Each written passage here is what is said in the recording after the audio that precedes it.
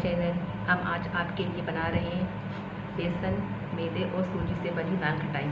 सबसे पहले हम एक प्याली घी को गर्म करेंगे, उसको डिफ्यूज़र में रख के जमने के रख देंगे।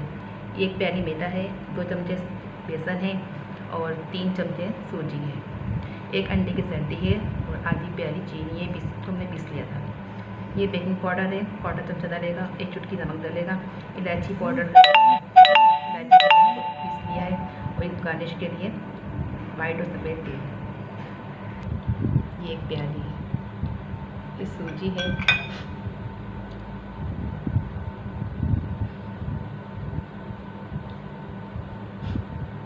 आधी प्याली, 2 चमचे बेसन, चीनी हम मज़े पर जायका डालेंगे,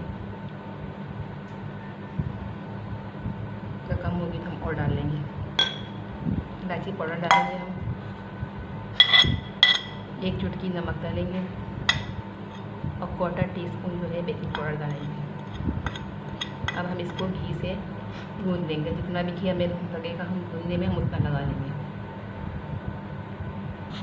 अब हम जितना गूंदने में लगेगा हम इसमें घी को इन सब चीज़ों को अच्छी तरह से घी से मिक्स कर लेंगे। जिस तरह हम आटा गूंदते हैं ना, उसी तरह हम इसको मिक्स करेंगे।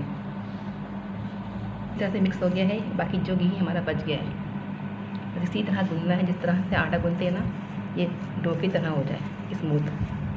इसके अब हम पेड़े बना के नान खटाई बना देंगे। इसके पेड़े बना लेंगे गोल गोल करके, उसमें इसे डाल देंगे, उसको थोड़ा फासले से रखेंगे।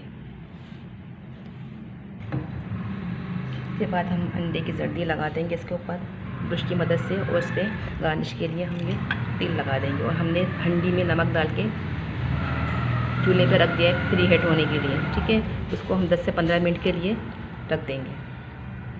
ऊपर से थोड़े थोड़े से गार्निश के लिए तेल लगा देंगे और इसको हम चूल्हे पे जो हंडी गर्म हो रही है हीट होने के लिए, इसके अंदर रखते हैं 15-20 मिनट के लिए।